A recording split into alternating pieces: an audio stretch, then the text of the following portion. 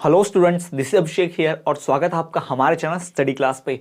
तो जैसा कि आप सबने थंबनेल में देख लिया होगा, ये वीडियो होने वाला है प्रथम वर्ष का विषय बाल्यावस्था एवं बाल विकास का सत्र 2024-25 के लिए इकाई 1। जी हाँ, आज हम इकाई 1 के सभी महत्वपूर्ण प्रश्न उत्तर गेस्ट पेपर जैसा कि आने वाले डीएड की परीक्षा 2025 में जो होगी उसके लिए कौन से इंपॉर्टेंट क्वेश्चन हो सकते हैं और इंपॉर्टेंट उन प्रश्नों के उत्तर कैसे लिखने होते हैं, क्या होते हैं, उन टॉपिक्स को कवर अप करेंगे। साथ ही साथ मैं इस पूरे इकाई की अंक योजना ब्लूप्रिंट भी आपको बताऊंगा कि कितने अंकों के प्रश्न आते हैं, पूरी इकाई कितने के, सब कुछ बताऊंगा। तो बने रहना है वीडियो में एंड तक। और जिन सभी को नहीं मालूम भाई, इसके पहले ऑलरेडी हमने 2025 के लिए पूरा सेशन स्टार्ट किया, प्लेलिस्ट बनाई हुई है जिसमें आपको प्रोफेशनल इंग्लिश के सभी 5 इकाइयों का पूरा डिटेल में वीडियो लेक्चर एक एक यूनिट वाइज पूरा मिल जाएगा। नहीं देखिए, जाकर प्लेलिस्ट चेक कीजिए, देख लीजिएगा और फिर ये कंटिन्यू कीजिए। चलिए बिना किसी बात के आगे बढ़ते हैं और देखते हैं हमारा ये जो इकाई है, पहला यूनिट 1, जिसका नाम है विकास संबंधी दृष्टिकोण। जी हाँ, इस इकाई की बात करें, इकाई 1 जो जिस पे अंक आवंटित है कुल 15। जी हाँ, इस इकाई को पढ़कर आपको 15 अंक मिलेंगे, यानी एक वीडियो आप देख लेंगे तो आपको 15 अंक कैसे मिलेंगे, कैसे हासिल करना है, सब कुछ आपको समझ में आएगा। ठीक है, तो बहुत बढ़िया आपकी तैयारी शुरू हो जाएगी। तो इकाई 1 जिसका नाम है विकास संबंधी दृष्टिकोण, अब नाम ही है विकास संबंधी दृष्टिकोण, यानी विकास कैसे होता है, विकास से संबंधित दृष्टिकोण, यानी कि आप कह सकते हो पर्सपेक्टिव, यानी कि विकास को कैसे देखा जाता है, विकास क्या होता है, कैसे होता है, क्या विशेषता होती है, ये सब सवालों के जवाब आपको इस चैप्टर में पढ़ने मिलेंगे और ऐसे ही क्वेश्चन पूछेगा। ठीक है, तो बात करें इस इकाई 1 पे, तो कुल अंक आवंटित है इस पे 15 अंक। अब यहां पर कितने अंकों के कैसे प्रश्न आते हैं, तो यहां पर आपको 1 अंक के 4 प्रश्न आते हैं, यानी एमसीक्यू रहेगा, वस्तुनिष्ठ प्रश्न उत्तर रहेगा ना, एमसीक्यू 1 अंक के 4 प्रश्न, यानी कि टोटल 4 मार्क्स के। फिर यहां पर 2 अंकों का 1 प्रश्न आता है, यानी कि 2 मार्क्स का, एक वेरी शॉर्ट होगा, अति लघु उत्तरीय। फिर होगा 4 अंक का 1 प्रश्न आता है, 4 अंक का 1 प्रश्न आता है यानी 4 नंबर, और 5 अंक का 1 प्रश्न आता है यानी कि 5 नंबर। तो 5 4 9 9 2 11 11 और 4 15। तो इस प्रकार से पूरा जो ब्लूप्रिंट आप देख पा रहे हो, ये टोटल है 15 अंकों का। ये 15 अंकों की पूरी इकाई है।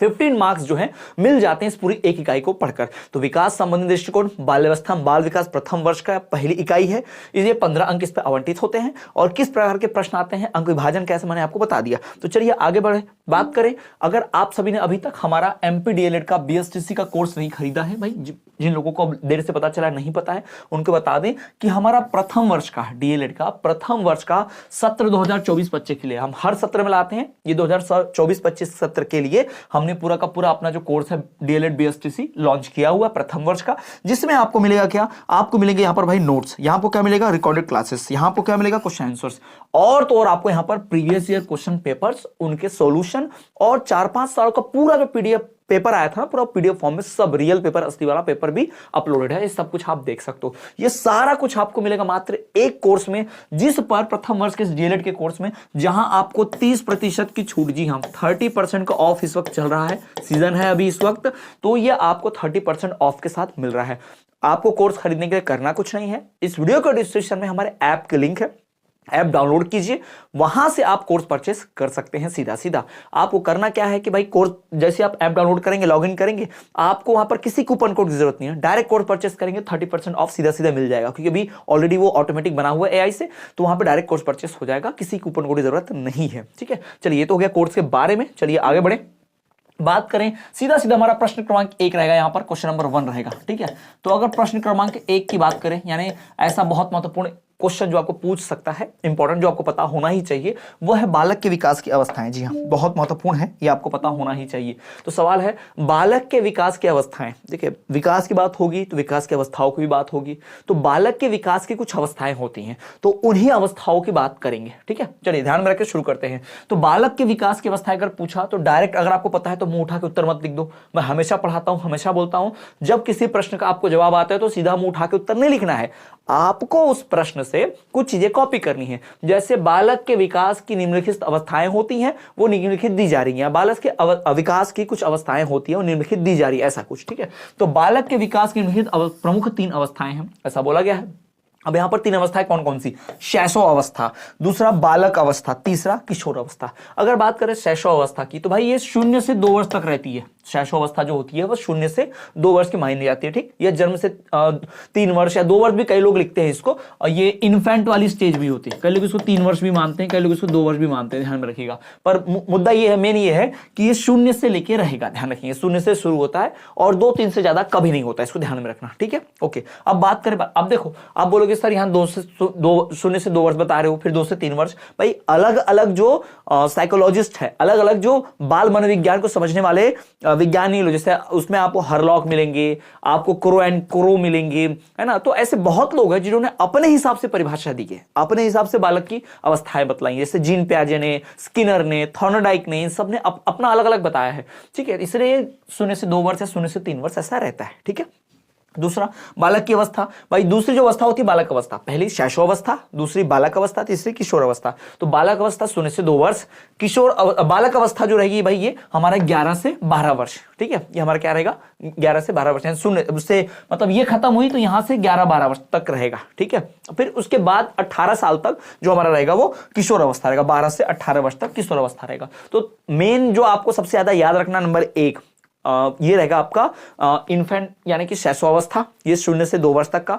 दूसरा रहेगा आपका बालक अवस्था, जो आपका रहता है पूरा टोटल 3 साल से लेके पूरा का पूरा 12 साल तक चलता है। फिर 12 से 18 साल तक, ठीक है, 12 से 18 साल तक जो रहता है वो किशोर अवस्था रहता है। 3 ऐसी उम्र के पड़ाव हैं, शैशवावस्था, बालक अवस्था और किशोर अवस्था। तो ये हो गई बालक के विकास की अवस्थाएं। क्लियर, आपको समझ में आएगा कि बालक के विकास की अवस्थाएं कौन कौन सी होती हैं।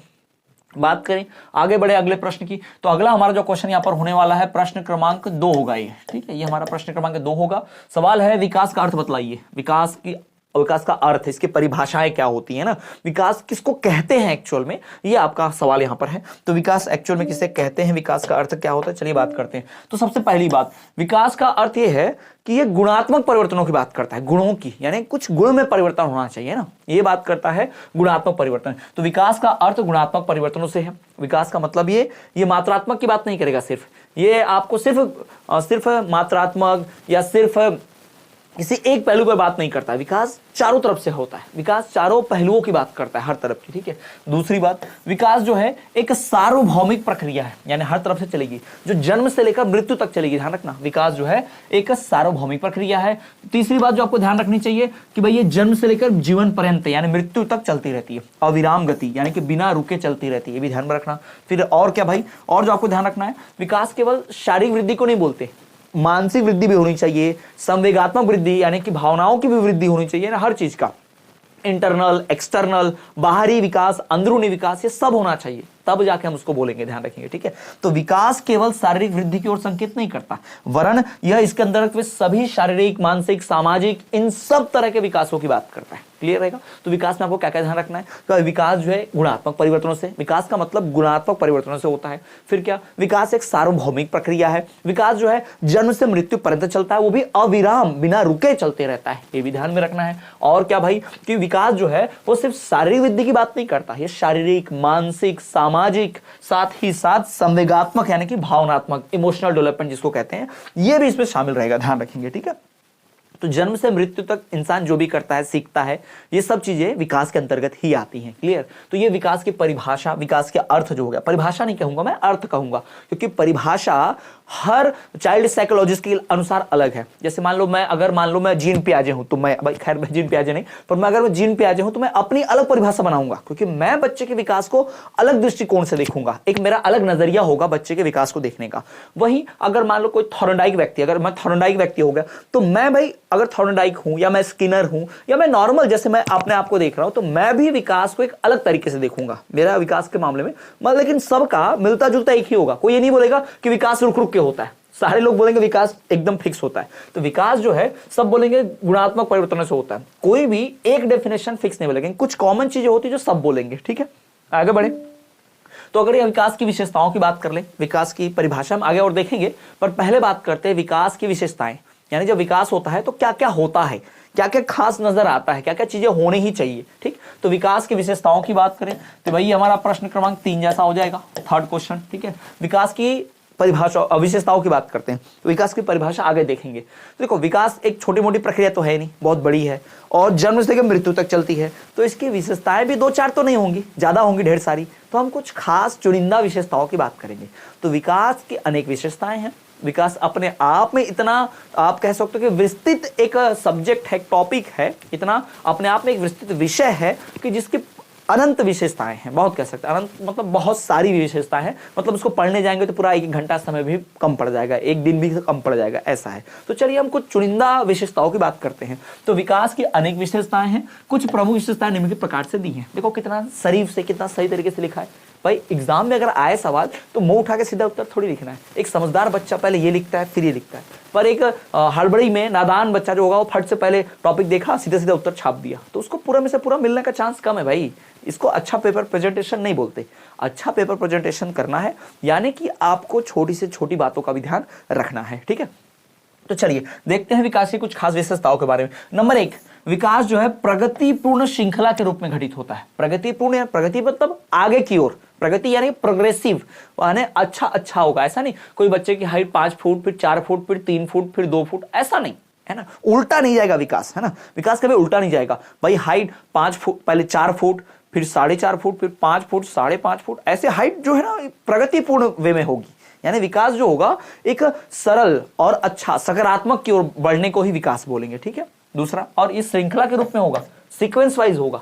ऐसा नहीं कि बच्चे का पहले सर का विकास हुआ फिर उसके पैर बढ़ रहे, बाद में ये बाकी का ये पेट वेट ये सब बाद में बढ़ रहा है, ऐसा नहीं। पहले सर का विकास होगा, फिर ये, फिर ये, फिर ये, फिर ऐसे विकास चलेंगे, एक सीक्वेंस वाइज चलेगा विकास, याद रखिएगा, ठीक है, श्रृंखला के रूप में। दूसरा, विकास में क्रमिक परिवर्तन होते हैं। क्रमिक परिवर्तन भाई मतलब क्रम अनुसार, पहले इनका विकास, फिर इनका विकास, फिर इनका विकास, फिर ये पूरा इनका विकास, फिर यानी इस हिसाब से विकास चलता है। विकास क्रम अनुसार होता है, पहले बच्चे का इतना विकास, फिर बच्चे का उतना विकास, इस प्रकार से क्रम अनुसार, सब सीक्वेंस, ये बिगड़ेगा नहीं सीक्वेंस, है ना, ये सीक्वेंस रहेगा पूरा सीक्वेंस वाइज, ठीक है। परिवर्तनों में भी निरंतरता पाई जाती है, यानी जो परिवर्तन भी होंगे वो निरंतर रूप से कि 4 साल में इतना परिवर्तन, अगले 4 साल में इतना परिवर्तन, अगले 4 साल में उतना परिवर्तन, एक निरंतर रहेगा, कंसिस्टेंसी रहेगी भाई इसमें एक, ठीक है।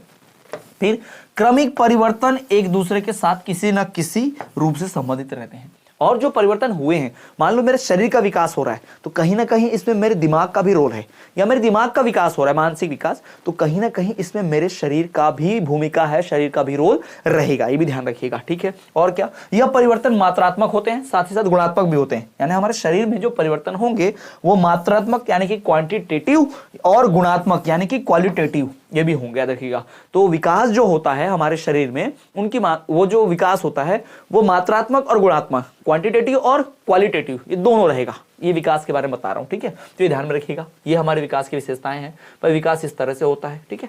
तो ये विकास की विशेषताएं हैं, क्लियर, ये तो आपको समझ में आएगा। विकास की कुछ खास बातें, चुनिंदा बातें हैं, विकास इसी प्रकार से चलता है, क्लियर, ओके। चलिए आगे बढ़ते हैं। अब बात करते हैं अभिवृद्धि। बहुत सारे लोग अभिवृद्धि और विकास में कंफ्यूज रहते हैं। अभिवृद्धि का मतलब ही वृद्धि है, कुछ लोग इसको वृद्धि, कुछ लोग अभिवृद्धि बोलते हैं, ठीक है। वृद्धि का मतलब होता है सिर्फ शरीर का बढ़ना, ठीक है, साइज का बढ़ना, ठीक। अब किसी व्यक्ति का मान लो दिमाग इतना बड़ा हो गया, उदाहरण के तौर पर, वैसे किसी का उतना बड़ा होता नहीं है, पर मान लो किसी बड़े आदमी का, जैसे छोटे बच्चे होते हैं ना, छोटे बच्चे जब पैदा होते हैं सर इतना होता है, फिर धीरे धीरे सर बढ़ता है तो धीरे धीरे उनके दिमाग का साइज बढ़ेगा। लेकिन मुझे बताइए, क्या बच्चे का दिमाग का साइज बढ़ रहा है इसका मतलब उसकी बुद्धि भी बढ़ रही है क्या? जरूरी तो नहीं है ना। हाँ, तो बुद्धि का विकास एक अलग चीज है और दिमाग का साइज का बढ़ना अलग चीज है, ठीक है। तो यही वृद्धि का मतलब क्या, साइज बढ़ रहा है यानी वृद्धि हो रही, अभिवृद्धि हो रही है, पर बुद्धि उसके अंदर बढ़ रही है कि नहीं, उसके अंदर इंटेलिजेंस, उसका दिमाग के अंदर का जो गुण है वो बढ़ रहा है कि नहीं बढ़ रहा है, ये विकास तय करेगा, ये वृद्धि नहीं, ठीक है। तो वृद्धि सिर्फ और सिर्फ बाहरी चेंजेस को, बाहर में हो रहे परिवर्तन को वृद्धि कहेंगे, अभिवृद्धि कहेंगे। लेकिन विकास बाहर से जो परिवर्तन हो रहे हैं वो तो शामिल रहेगा, साथ ही साथ अंदर जो परिवर्तन हो रहे हैं वो भी शामिल रहेगा, ये ध्यान में रखना। कुछ लोग बहुत बड़े हो जाते हैं, उनका दिमाग काम नहीं करता, तो ये क्या है, ये सिर्फ उनकी अभिवृद्धि हुई है, उनका विकास नहीं हुआ। पर कुछ लोग अंदर से क्या करते हैं, एकदम डेवलप हो जाते हैं, भले ज्यादा हाइट नहीं बढ़ी हो, ज्यादा कुछ नहीं है, लेकिन उनका दिमाग बहुत तेज चल रहा है, ये भी पूरी तरह से विकास नहीं है। विकास में दोनों चीजें शामिल होंगी, ठीक।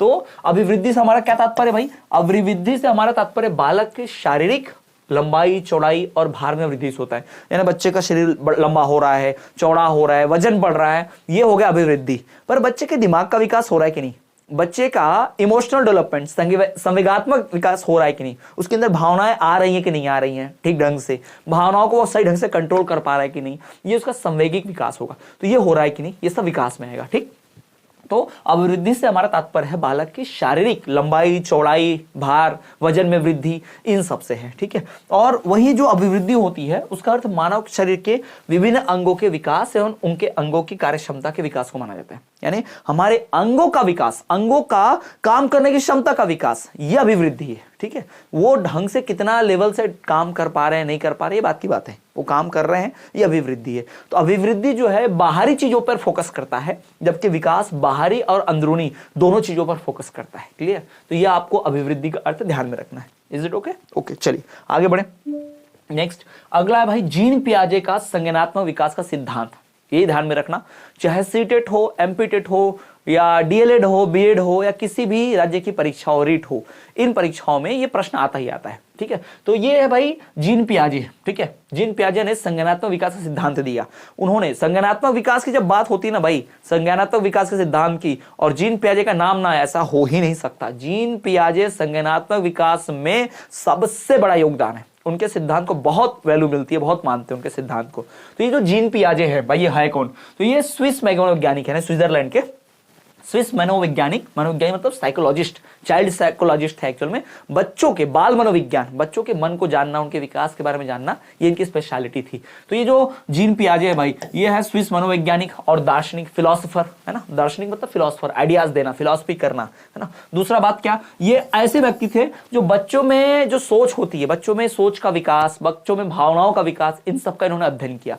इन्होंने तो भाई खुद के बच्चों पर भी प्रयोग किया, खुद के प्रयोग किया इन द सेंस, उनको एक्सपेरिमेंट नहीं किया, चीरफाड़ नहीं की, प्रयोग किया इन द सेंस अपने बच्चों के विकास को देखा, अपने बच्चों के दिमाग में परिवर्तन को देखा और फिर अपने सिद्धांत को बनाया। ठीक है, इन्होंने बच्चों में सोच के विकास का अध्ययन किया। इन्होंने क्या किया भाई, खुद के अपने बच्चों का ध्यानपूर्वक अवलोकन किया, यानी अपने खुद के बच्चों को मॉनिटर किया, उन पे नजर रखी, फिर पता चला नहीं यार, हाँ बच्चों में ऐसा होता है ना। तो ये बातें हुई। और क्या भाई, इन्होंने फिर इसी तरह से है ना, उन्होंने इसी तरह से संज्ञानात्मक विकास के सिद्धांत को प्रतिपादित किया, यानी कि सबके सामने लाया, प्रूफ किया उसको। ठीक है, कि भाई ऐसे संज्ञानात्मक विकास होता है। ये तो वे व्यक्ति ने कोई हवा में कोई थ्योरी नहीं दे दी। ठीक है, ये जीन पियाजे ने कोई हवा में आके अपने दिमाग से थ्योरी नहीं दी। जीन पियाजे व्यक्ति जो है भैया, इन्होंने खुद के अपने बच्चों पर पूरा का पूरा प्रयोग किया, यानी अपने बच्चों पे एक्सपेरिमेंट किए। एक्सपेरिमेंट मतलब कहीं जाके बोल मत देना चीरफाड़ किया, एक्सपेरिमेंट का मतलब भाई उनके ऊपर नजर रखी, उनकी हरकतों को नोट किया और उनके व्यवहार में हो रहे परिवर्तन को भी नोटिस किया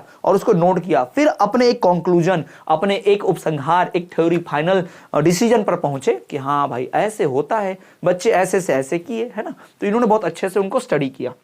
और क्या, पियाजे के इस सिद्धांत को ना संज्ञानात्मक विकास के सिद्धांत को भी बोलते हैं, और कहा जाता है कि पियाजे का जो सिद्धांत था, यह संज्ञानात्मक विकास के सिद्धांत को एक रचनात्मक समय तक लेकर जाता है, रचनात्मक मार्ग पर लेकर जाता है। यानी इसमें कुछ क्रिएटिविटी है, इसमें कुछ नया तरीके से विकास यहाँ पर देखने मिला, या नए तरीके से सिद्धांत देखने मिला विकास का। क्लियर है? तो ये होगा, नहीं तो इसके पहले विकास का सिद्धांत वही था, बना बनाया, रटा रटाया पहले से। पर जीन पियाजे ने उसको नहीं माना। जीन पियाजे ने पहले अपने बच्चों के संज्ञानात्मक विकास को देखा, संवेगात्मक विकास को देखा, फिर उसके बाद उन्होंने बताया कि नहीं यार ये तो है, ये सच में ऐसा होता है, मैंने खुद के बच्चों प्रयोग करके देखे, प्रूफ पूरी तरह से है ना हर चीज का। तो इस प्रकार से भाई जीन पियाजे की इस संज्ञानात्मक विकास की सिद्धांत जो है ये काम में आता है। तो अब इतना आप समझ गए संज्ञानात्मक विकास का सिद्धांत, जीन पियाजे कौन है, क्या दिया उन्होंने, क्या नहीं। ठीक है, ठीक। अब संज्ञानात्मक विकास बोल रहा हूं मतलब इमोशनल डेवलपमेंट, यानी बच्चों के अंदर भावनाओं का जो विकास होता है ना, उसको ही संज्ञानात्मक विकास बोला गया। बच्चों के अंदर भावनाओं का विकास कैसे होता है, कब होता है, किस अवस्था में होता है, किस किस तरह से होता है, ये सब पूरी थ्योरी जो किसने दी, जीन पियाजे ने। उन्होंने इसका पूरा अध्ययन किया और अध्ययन के लिए अपने खुद के बच्चों को चुना, है ना, खुद के बच्चों के ऊपर ही अध्ययन किया पूरा। ठीक। और क्या भाई, संज्ञानात्मक विकास जो होता है उसकी अलग अलग अवस्थाएं होती है। संज्ञानात्मक विकास की अलग अलग अवस्थाएं, कैसी अवस्थाएं, तो यहां पर पहला है संवेदी पेशी अवस्था, ठीक है, दूसरा है पूर्व संक्रियात्मक अवस्था, तीसरा जो है स्थूल संक्रिय अवस्था, और चौथा है औपचारिक संक्रिय अवस्था। ठीक है, यानी बच्चे अलग अलग स्टेज में, बच्चे पहले कौन सी चीज सीखते हैं, संवेदी, फिर पूर्व संक्रियाएं, स्थूल संक्रियाएं, और फिर उसके बाद में औपचारिक, है ना। तो ये अलग अलग चीजें बच्चे अलग अलग उम्र में अलग अलग तरीके से सीखते हैं। ठीक, तो वही यहाँ पर बताया गया है भाई संज्ञानात्मक विकास की अवस्थाएं। क्लियर। अब इन एक एक अवस्था को डिटेल में और ज्यादा हमने अपने नोट्स में ऐप में पूरा समझा रखा है। ऐप में जो पूरे नोट्स हैं, पूरा जो कोर्स है फुल, उसमें डिटेल में बताया। अब यहाँ समय की कमी है इसलिए सब कुछ नहीं बताया जा सकता, और उसमें पूरा डिटेल में आधे आधे पेज के पूरे नोट्स पॉइंट वाइज सब दिया गया है कि कैसे परीक्षा में पूछे तो एक एक अवस्था को कैसे डिस्क्राइब करना है। क्लियर। ठीक। तो ये था स्टूडेंट्स हमारा डीएलएड का प्रथम वर्ष का विषय, जो कि था बाल्यावस्था बाल विकास का इकाई 1। इस इकाई 1 से सभी महत्वपूर्ण प्रश्न मैंने आपके सामने रखे। कुछ और भी अन्य महत्वपूर्ण प्रश्न है जो आपको हमारे फुल कोर्स में मिल जाएंगे। आप सभी को आपको एमपी डीएलएड बीएसटीसी डीएलएड का फर्स्ट ईयर का प्रथम वर्ष का जो कोर्स है खरीद लेना है। ये कोर्स अभी खरीदेंगे तो पूरा 1 साल तक, यानी कि आपकी परीक्षा होने तक वैलिड रहेगा, आपकी परीक्षा होने तक। ठीक है। और लेट से खरीदोगे परीक्षा के टाइम टेबल आने पर तो आपको पढ़ने को कम समय मिलेगा, तैयारी अच्छी नहीं हो पाएगी। अभी से खरीद लेंगे तो आपको अभी से पढ़ने, अभी से उसको स्टडी करने, बार बार और नए कंटेंट उस पर और आते भी जाएंगे तो आपको ज्यादा फायदा मिल पाएगा। ठीक है। तो कोर्स खरीदने के लिए कुछ नहीं करना है, इस वीडियो को डिस्क्रिप्शन में जाके हमारे ऐप के लिंक है, ऐप डाउनलोड कीजिए, वहां रजिस्टर कीजिए और बिना किसी कूपन कोड के डायरेक्ट कोर्स बाय कर लीजिए। वहां पर पूरा इन्फॉर्मेशन होगा, जहां भी ऐसा इंटरफेस आपको दिखेगा, और देख लेना कि हमारा प्रथम वर्ष का कोर्स है कि नहीं, वो कोर्स परचेस करना। और इस वक्त फिलहाल 30% ऑफ चल रहा है, तो बड़ा फायदा भी उठा सकते हो आप फिलहाल, है ना। अभी न्यू ईयर का ऑफर चल रहा है, 30% का फायदा आप उठा सकते हो। Notes, recorded classes, video lecture, question answers, marathon classes, previous year question papers, उनके सॉल्यूशंस, एमसीक्यू, ये सब कुछ आपको वहां पर मिल जाएगा। तो जरूर कोर्स परचेस करें। साथ ही साथ ऐसे और भी वीडियो लेक्चर्स के लिए, ऐसे नोटिफिकेशन डेली पीवाईक्यूज के लिए ना, आप हमें इंस्टाग्राम पे फॉलो करें। इस वीडियो के डिस्क्रिप्शन में हमारे इंस्टाग्राम पेज की लिंक है, तो वहां जाके आप हमारे इंस्टाग्राम को भी फॉलो कर सकते हैं, क्योंकि वहां भी इंपॉर्टेंट क्वेश्चन पीवाईक्यू, है ना, रील्स शॉर्ट्स के फॉर्म में, इमेज के फॉर्म में, पोस्ट के फॉर्म में मिलते रहती है, तो आपको बड़ी जानकारी वहां से मिल जाएगी अच्छा खासा। और वीडियो के डिस्क्रिप्शन में टेलीग्राम की भी लिंक है, हमारा टेलीग्राम ग्रुप भी आप ज्वाइन कर सकते हैं। ठीक है। तो वहां भी न्यूज, नोटिफिकेशन, लाइव क्लासेस की लिंक, साथ ही साथ ऑफलाइन रिकॉर्डेड लेक्चर्स की लिंक, बहुत सारी चीजें वहां मिलती रहती है। तो टेलीग्राम ग्रुप भी हमारा जरूर ज्वाइन करें। और वीडियो पसंद आई हो तो लाइक करें, अपने क्लासमेट, फ्रेंड्स, दोस्तों के साथ शेयर करें। आपका कॉलेज का ग्रुप होगा, एजेंट लोगों ने जो ग्रुप बनाया होगा पढ़ाई के लिए, उस ग्रुप में जरूर फॉरवर्ड करें, दूसरों तक ये वीडियो पहुंचाएं, दूसरों की मदद करें। बस इतना ही। चलिए मिलेंगे अगले क्लास में, तब तक देखते रहिए हमारा चैनल स्टडी क्लास।